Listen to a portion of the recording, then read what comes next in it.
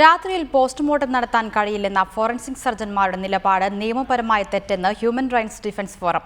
രാത്രിയിൽ പോസ്റ്റ്മോർട്ടം നടത്തണമെന്ന സർക്കാർ ഉത്തരവ് നിലനിൽക്കെ രാത്രിയിൽ പോസ്റ്റ്മോർട്ടം ചെയ്യില്ലെന്ന നിലപാടിനെതിരെ നിയമ നടപടികൾ ആരംഭിക്കുമെന്ന് ഹ്യൂമൻ റൈറ്റ്സ് ഡിഫൻസ് ഫോറം വ്യക്തമാക്കി.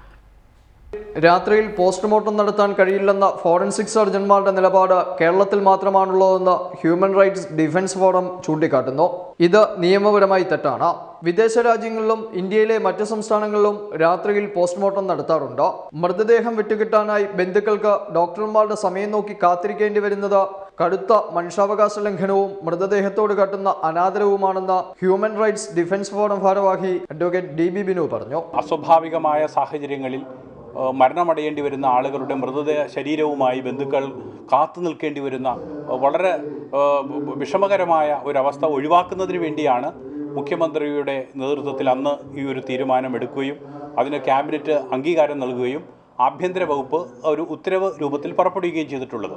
ഇക്കാര്യങ്ങൾ കണക്കിലെടുത്ത് രാത്രിയിൽ പോസ്റ്റ്മോർട്ടം നടത്താൻ അനുവാദം നൽകി 2013 സംസ്ഥാന സർക്കാർ ഉത്തരവ് പുറപ്പെടുവിച്ചിരുന്നു. ഫോറൻസിക് രംഗത്തെ വിദഗ്ധനായ ഡോക്ടർ B ഉമാദത്തനടക്കമുള്ളവരുടെ ആവശ്യത്തെ തുടർന്നായിരുന്നു സർക്കാർ ഉത്തരവിറക്കിയത്. നിഴലുകൾ ഉണ്ടാകാത്ത പ്രകാശ സ്രോതസ്സുകൾ ഉപയോഗിച്ച് വേണം പോസ്റ്റ്മോർട്ടം നടത്തേണ്ടതെന്ന് സർക്കുലർ പറയുന്നു. എന്നാൽ ഈ ഉത്തരവ് അംഗീകരിക്കാൻ പല ഫോറൻസിക് സർജൻമാരും തയ്യാറാകുന്നില്ലെന്നാണ് പരാതി.